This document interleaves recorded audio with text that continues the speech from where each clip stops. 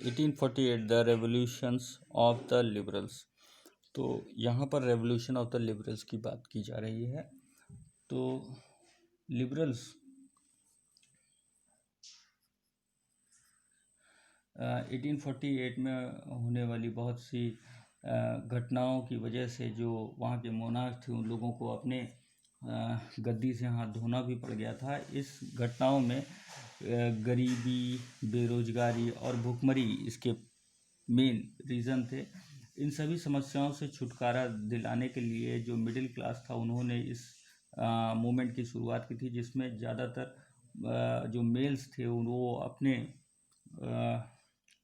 Voting right की बात कर रहे थे और एक डेमोक्रेट सिस्टम के थ्रू अपने स्टेट को बनाना चाहते थे।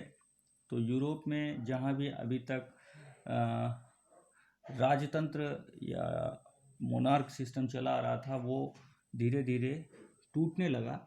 जैसे कि Germany, Italy, Poland, Austria, Hungary के जो भी एरिया थे वहाँ पर ये लिबरल्स जो थे मेल फीमेल ये सभी रेवोल्यूशन करने पर आमादा हो गए थे और कॉन्स्टिट्यूशन की मांग कर रहे थे जिसमें यूनिफाई एक सिस्टम के साथ इसको जोड़ा जा सके। तो जनता में एक तरह का बहुत ज़्यादा असंतोष टाइप का फैल गया था और ये उनका मानना था कि जो एक नेशन स्टेट के थ्रू ही ये अपनी मांगों को मनवा सकते हैं और उन्हें अपने राइट्स मिल सकते हैं इसी के थ्रू। तो नेशन स्टेट जो कि कॉन्स्टिट्यूशन में प्रेस की लिबर्टी की बात करता है, कई ग्रुप्स बनाने की बात करता है। तो इस तरह के जो पार्लियामेंट्री प्रिंसिपल्स हैं इस पर बेस्ड था। 1815 में जर्मन की राज्यों को ऑस्ट्रिया के साथ मिला करके एक जर्मन महासंघ बनाने की कोशिश की गई 1848 में। इसमें से बहुत से राज्यों ने जो है अपने विद्रोह किए। लोगों ने वहाँ के शासकों को संवैधानिक सुधार करने की के लिए प्रोवोक किया। जर्मनी के यूनिफिकेशन के लिए एट लास्ट उन्हें जो है कंपेल्ड होना पड़ा, विवश होना पड़ा। इस उद्देश्य के लिए फ्रैंकफर्ट में एक नेशनल पार्लियामेंट्री बुलाई गई जिसमें जिसे जो है कॉन्स्टिट्यूशन बनाने का काम सौंपा गया। लेकिन इस पार्लियामेंट्री को ऑस्ट्रिया के विरोध के कारण जो है इसे सफलता नहीं मिली, इसलिए इसका जो है दमन चक्र आरंभ हो गया और बड़ी संख्या में क्रांतिकारियों को इस वजह से जो है रेवोल्यूशनरीज को देश छोड़ करके भागना पड़ा। यहाँ तक कि अज्ञातवास मतलब उन्हें कोई पता ना कर पाए, उन्हें ऐसे एरिया में भी भागना पड़ गया। तो लिबरल्स मूवमेंट के अंदर वोमेंस ने भी अपना राइट का मुद्दा जो है उठाया कि उन्हें भी वोटिंग राइट मिले। लेकिन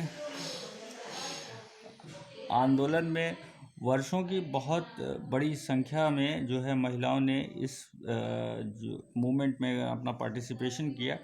वोमेंस ने अपने पॉलिटिकल ग्रुप्स भी बनाए, अखबार भी शुरू किए और कई पॉलिटिकल पार्टीज़ में वो अपनी जो है कंट्रीब्यूशन को या प्रोटेस्ट में अपना कंट्रीब्यूशन दी।